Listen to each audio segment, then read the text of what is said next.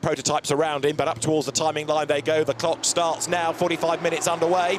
They blast away, and a good getaway made by James Cottingham on the outside line. Mike Newton goes to the inside line and through the middle there, tries to go Florent MOULIN. They're side by side for the race lead, but it is James Cottingham then who has the advantage going up towards the Dallara Esses for the first time. MOULIN dives to the inside there. Cottingham gets forced a little bit wide towards the curb, but he hands on to the advantage. MOULIN second.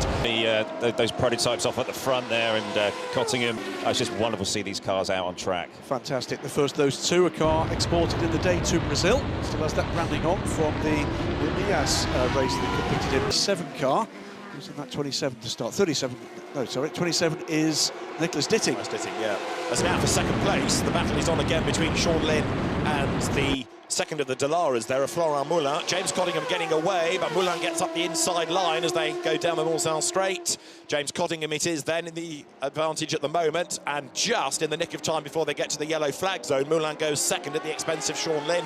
Martin Short with the Rothko collection, the Golf livery DBR9, and then the 550, the previous product from ProDrive, in a 3-car battle in the middle of that pack. So James Cottingham then leads the way, and it's good that the car is on track, thankfully undamaged after yesterday, but the water temperature went up and up and up, then it started to leak, and off he went. And James Cottingham, as I say, is a very accomplished driver, but so too is the man that's doing the chasing, Florent MOULIN, who we've seen in GT3 cars, for example. Lynn runs third, and then Muller, and possibly also thinking, go on, get yourselves together, because if things like this happen, then you could suddenly find yourself gaining a place. Crack on. And James Cottingham is cracking on. Look at this, because he's built the gap through the Dallara Esses over then Florent MOULIN in second place, and now Lynn is on the prowl. Here comes the Bentley. Great to see that contrast again, isn't it, between the closed and the open top prototypes of that time. Yeah, certainly is, and it's is it Sean looking to make a bit of a move? No, he just pulled out, maybe just get a little bit of air into the rads. But Martin Short is closing up, isn't he? So as they come now through the chicane, through the first of the chicane, he's getting away up front. Of course, now a proper flying lap. You're getting purple sectors as tyre temp and pressure. Ferrari and Scott's. There's 2 Rellas got Mark 3Cs in this car, in this class. Michelin in the number 14 car, tracking Mike Newton as again. Lynn takes another look at the back of Moulin's Dallara, the glorious trio of V10 engine cars, and the Turbo 8 aboard the Bentley. He does it. That's a good move. I thought that was going to be a bit deep into the corner, but he managed to slow it down in time, didn't he? Goes through on the inside. So that was a good, brave move. Yeah, it was. He committed and got it down there and got the thing stopped in time. No lock brakes and nice and clean. This is a great race. The two of them, I think they're going to go back and forward throughout the rest of the 35 minutes. And now look, Lynn goes defensive because MOULIN gets up the inside of him. Martin Short waiting for dramas to happen ahead of him, but as they get to the second of the chicanes on the inside line, Lynn, and back ahead of him is MOULIN. He brakes as late as he dares, and he gets away with it. Yeah, God, that looks desperately sort of deep.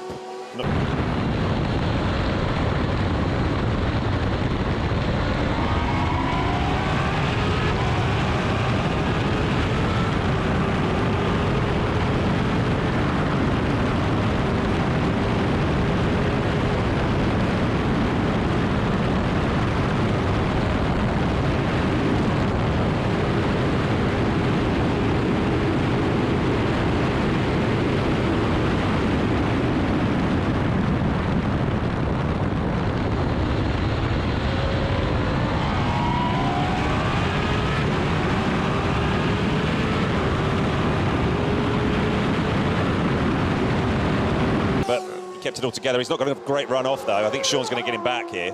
One of the good things about this, Graham, is these are not only proper cars, but they're properly run, and they are properly driven. You know, these aren't grotty old snotters going round. These are proper cars with proper drivers. And it shows, doesn't it? I mean, preparation, okay, they're not on contemporary racing rubber, but well matched as well.